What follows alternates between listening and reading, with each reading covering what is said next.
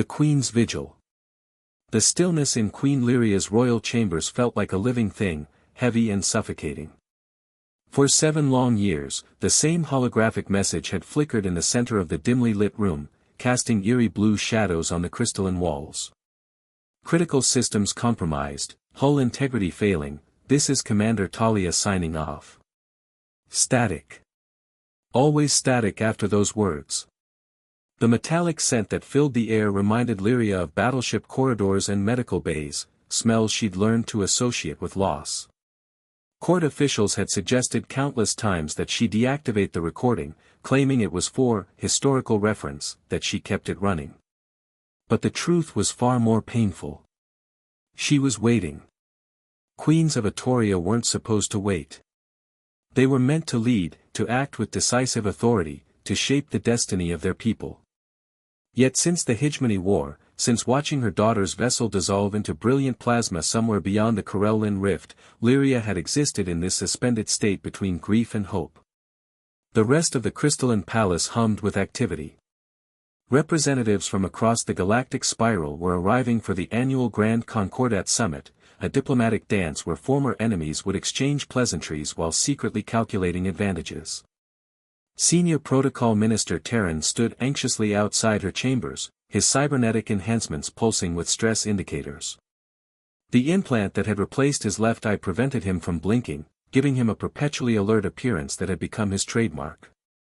Your Majesty, he said, scrolling through his data tablet, we have 15 species demanding special atmospheric accommodations, 3 sentient energy beings claiming diplomatic immunity for crimes they haven't committed yet, and the human delegation is requesting something called pizza. Queen Liria emerged from her chamber, dressed in subdued silver robes that matched her mood. Her azure skin, the characteristic hue of Adarian royalty, seemed pale in the soft light. Her elongated, pointed ears bore delicate silver ornaments, ceremonial, but sharp enough to serve as weapons if needed. Let them have their pizza, she said, passing Terran without a second glance. Her voice carried the distinctive melodic quality of her people, though it lacked the musical lilt it once possessed. Let them feel like victors before they beg for favors. As they moved through the palace toward the central assembly hall, attendants with skin in various shades of blue bowed deeply, their traditional markings glowing faintly in deference. The queen walked slowly, as if carrying an invisible weight that grew heavier with each step. 7 years had passed, yet whispers still followed her everywhere. Some claimed Talia had escaped to another dimension. Others insisted her consciousness had been uploaded into a rogue battleship that now patrolled the frontier. There was even a ridiculous tale involving a space whale, though that was mostly spread by a bartender on Nova Station who got paid extra for creative stories. None of it mattered. The queen knew what everyone else only speculated: her daughter was gone. The evidence was overwhelming. And yet, grief required something tangible to hold on to. As Queen Liria prepared to enter the Grand Hall and deliver her opening address to the assembled diplomats, she felt the familiar ache in her chest. Another summit, another year of pretending the kingdom was whole when its heart had been torn away. She straightened her shoulders and lifted her chin. Whatever came next, she would face it as a queen should, with dignity, strength, and the terrible, beautiful hope that somehow, somewhere, her daughter might still be alive. Crash landing and first contact. 3 weeks earlier, on the other side of the galaxy. Ren Martinez wiped sweat from his forehead as he piloted his modified cargo shuttle through the asteroid field surrounding mining Moon 573. His ship, if you could dignify the cobbled-together collection of spare parts with such a term, made alarming grinding noises that he'd learned to interpret like a mechanical language. "Come on, lucky break," he muttered to his vessel, "just get me to that energy signature and we'll call it even." He'd been tracking the unusual readings for 3 days, hoping to find forgotten quantum batteries or maybe an abandoned shuttle with working parts. What he found instead was a crater that looked like a cosmic exclamation point carved into the moon's surface. And something that definitely wasn't human technology. The ship design was unlike anything he'd ever seen, sleek curves where human vessels had hard angles, organic-looking hull plating instead of standard alloy sheets. Steam rose from the wreckage, and emergency lights flickered weakly in the thin atmosphere. Ren suited up and made his way to the crash site, his boots crunching on the unstable lunar surface. The mining facility around him had been abandoned for over a decade, leaving behind equipment too costly to transport and environmental systems too old to bother salvaging. Inside the escape pod, he found her. She was unconscious, half buried under a collapsed engine housing, her blue skin glowing faintly in the emergency lighting. Blood the color of deep indigo seeped from various wounds, and her breathing came in shallow, labored gasps. Her ears were pointed, and there was something undeniably regal about her features, even in unconsciousness. "Well," Ren muttered, checking for a pulse and finding something close enough, "this is either a rescue or the beginning of a very complicated hostage situation." It took 3 days to stabilize her enough to sit up, 2 more before she would speak to him without reaching for a ceremonial-looking blade that had somehow survived the crash intact. When she finally introduced herself, she claimed her name was Talia and that she was a navigator. This might have been more convincing if she hadn't tried to repair a navigation unit by reciting what sounded like royal proclamations over it. "Look, Princess," Ren began one morning as they worked on the facility's oxygen recyclers. She moved faster than he thought possible, her hand closing around his wrist with surprising strength. "That's a formal title requiring specific genetic lineage," she said stiffly, her bioluminescent markings flaring. "I am a navigation specialist." "Sure," Ren replied with a grin, "and I'm a luxury yacht salesman." "Your uniform has more ceremonial details than any NAV specialist I've ever met, and you give orders in your sleep." Her grip loosened slightly. "You've been listening to me sleep?" "Hard not to. Yesterday you commanded someone named Minister Terran to adjust the atmospheric settings for optimal diplomatic comfort. Navigation specialists don't usually worry about diplomatic comfort." For a moment, something vulnerable flickered across her face. Then she released his wrist and turned back to the recycler. "Perhaps I have ambitious career goals."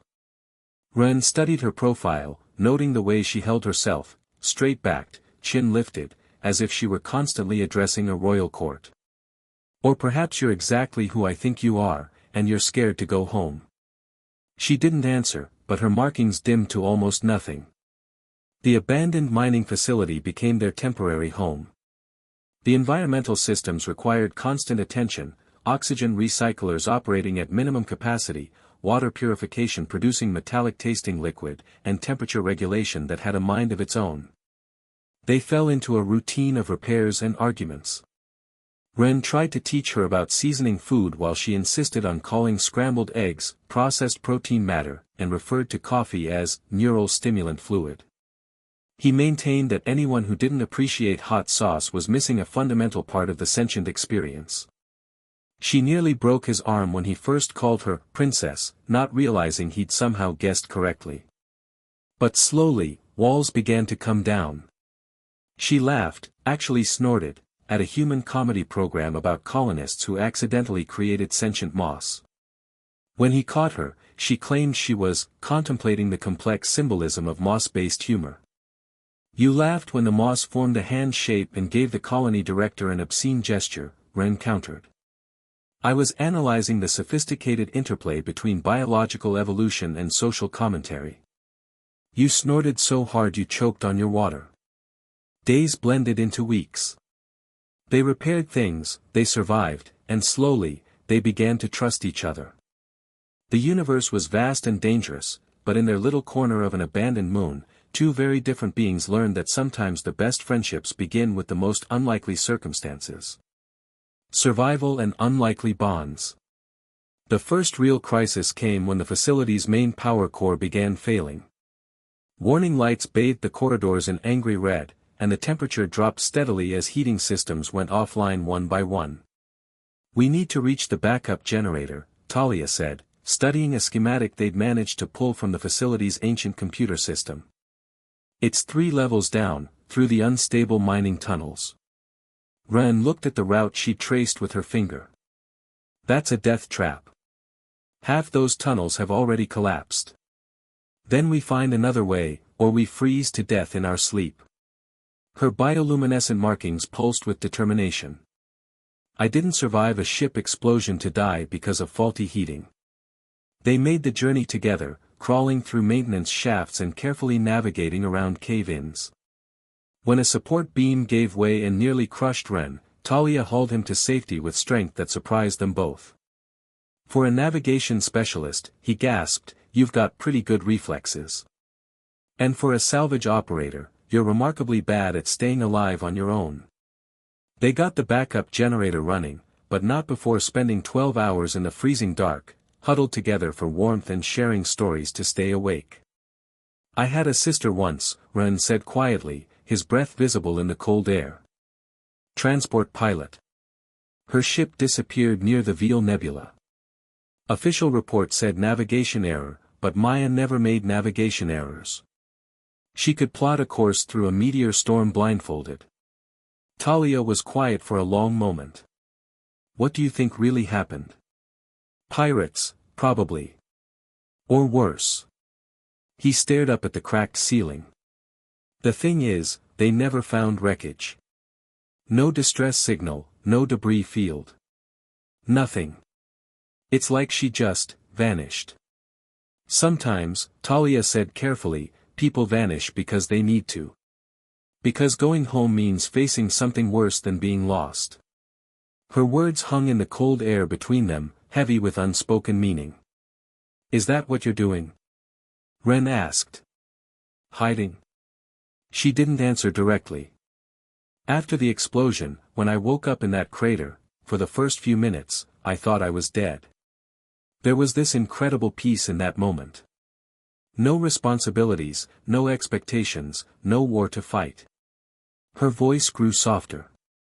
"Maybe I wanted to stay dead. But you didn't." "No. You found me instead." She turned to look at him, her azure features barely visible in the darkness. "You could have taken what you needed from my ship and left. Why didn't you?" Ren considered this. "My grandmother used to say that the universe puts people in your path for a reason. Sometimes you're supposed to help them, sometimes they're supposed to help you.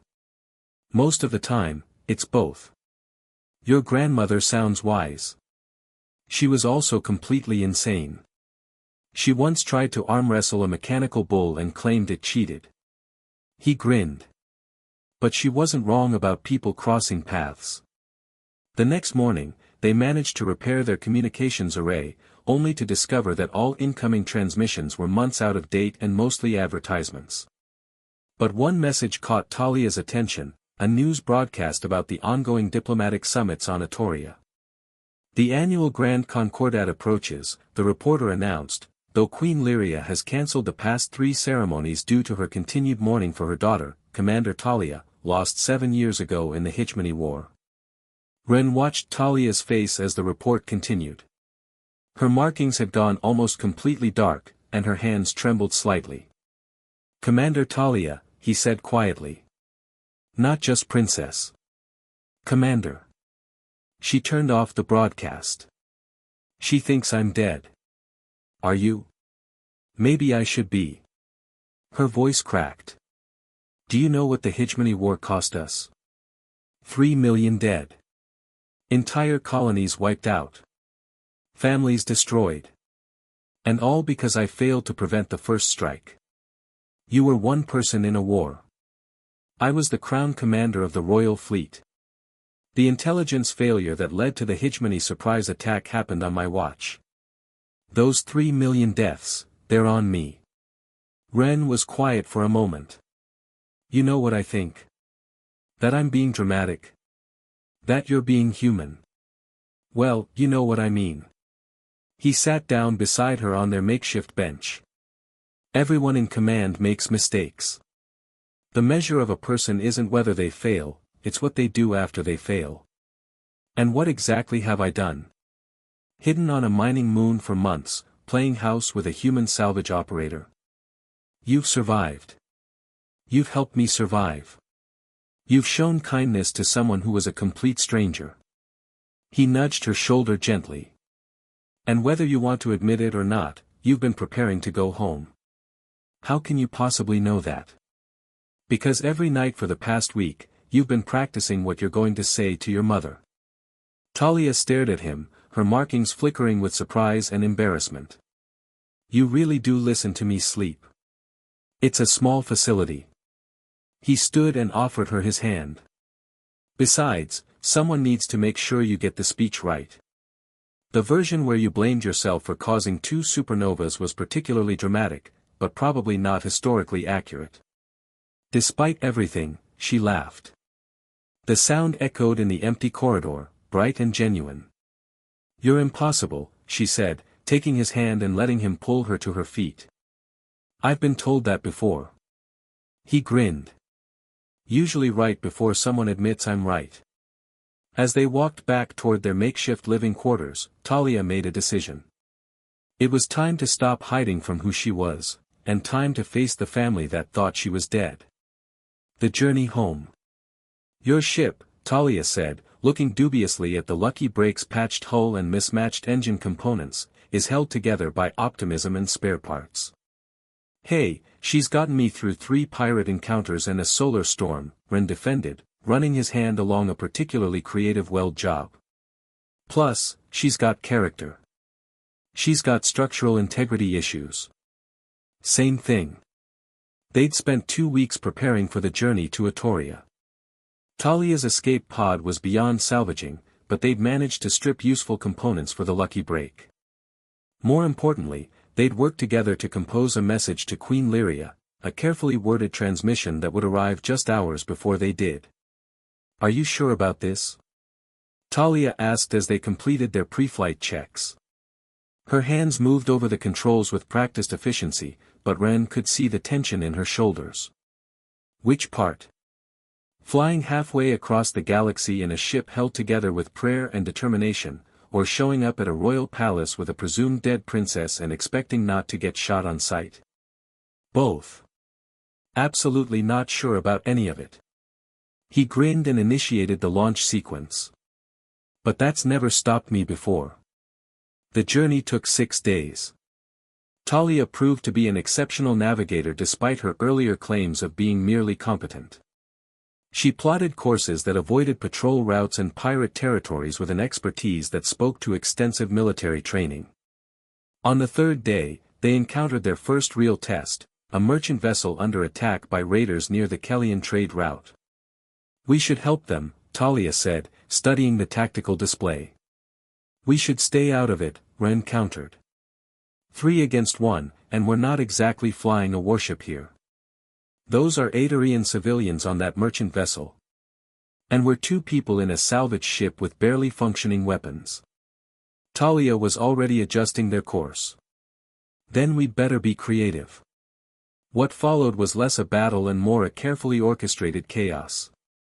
Ren used the Lucky Break's cargo hauling capabilities to ram one raider ship while Talia somehow managed to convince the facility's computer system to broadcast false distress signals that confused the other attackers long enough for the merchant vessel to escape. I can't believe that worked, Ren said afterward, watching the raiders retreat. I can't believe you rammed a ship with our only means of getting home. Your influence is making me do noble things. It's very disturbing. But they'd saved lives, and something had shifted between them during the battle. They moved together like a team that had been working for years instead of months. On the 5th day, as they approached Atarian space, Talia grew quieter. Second thoughts? Ren asked. 3rd and 4th thoughts. She stared out at the approaching blue-green planet that had been her home. What if she doesn't forgive me for staying away so long? What if she's just happy you're alive? What if the kingdom has moved on? What if my return causes more problems than it solves? What if you stop asking what-if questions and find out? She turned to look at him. Aren't you nervous? You're about to meet alien royalty. There are probably protocols. Etiquette. Ways to address people that don't involve calling them princess or asking if they have any real food. Terrifying, Ren agreed cheerfully. I'll probably accidentally start an interstellar incident before dessert. Be serious. I am being serious. I'm absolutely going to mess something up. He reached over and squeezed her hand. But you'll be there to translate when I accidentally insult someone's grandmother or ask inappropriate questions about bioluminescence. You're not going to ask about. I'm definitely going to ask about the glowing thing. It's fascinating. Despite her nerves, Talia laughed. You really are impossible. That's why you like me. I like you because you pulled me out of a crashed ship and kept me alive with expired medical supplies and terrible cooking. Also because I'm charming and devastatingly handsome. And because you make me laugh when I'm terrified. Their eyes met and something passed between them, understanding, affection, and the quiet acknowledgement that whatever happened next, they'd face it together. The Adarian Royal Guard intercepted them at the outer system boundary.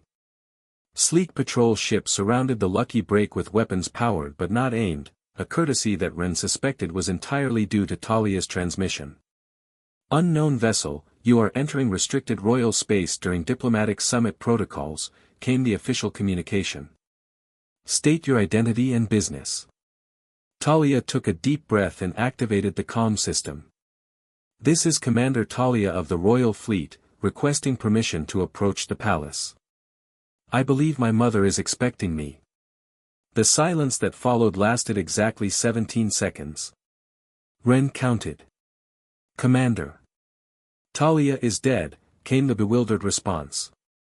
Reports of my death have been greatly exaggerated, she replied, echoing something Ren had taught her from human literature. I'm coming home. The escort that formed around them was both honor guard and protective detail.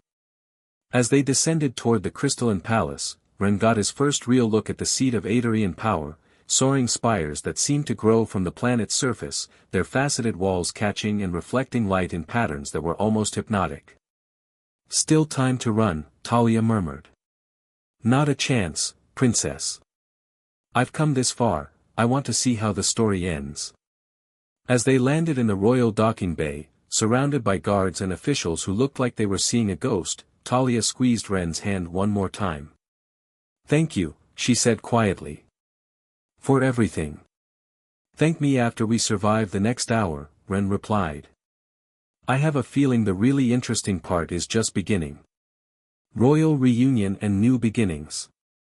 The Grand Assembly Hall fell silent as Talia stepped through the ornate archway, illuminated by the shifting blue light of the palace's solar dome. 7 years of wondering, hoping, and mourning crystallized into a single moment of recognition. Someone gasped, the kind of sound that ripples across a room like a wave. Queen Liria turned and froze. Talia stood in the doorway, her stance showing exhaustion but determination. Her once pristine uniform was patched and scorched, her blue skin marked with new scars that traced silver patterns across her exposed arms and face. Her pointed ears twitched slightly, as if reacquainting themselves with the sounds of a home that had already mourned her. And beside her, because perfect moments apparently weren't allowed in this universe, stood Ren. He wore his battered flight jacket with its collection of mismatched patches, a slightly smug expression, and was halfway through eating what looked like a protein bar. The Queen's voice failed her, but her legs moved on their own. She crossed the distance faster than anyone had ever seen her move, her formal robes flying behind her, her carefully arranged hair coming undone. Without ceremony or protocol, she simply ran and collided with her daughter in an embrace that sounded like both laughter and tears. Talia hugged back awkwardly at first, as though she had forgotten the mechanics of such gestures, then fiercely. Sorry, she muttered, her voice raspier than it had once been. Got a bit sidetracked. Ren cleared his throat. Hi, I'm Ren, he said with easy casualness that made several nobles visibly flinch.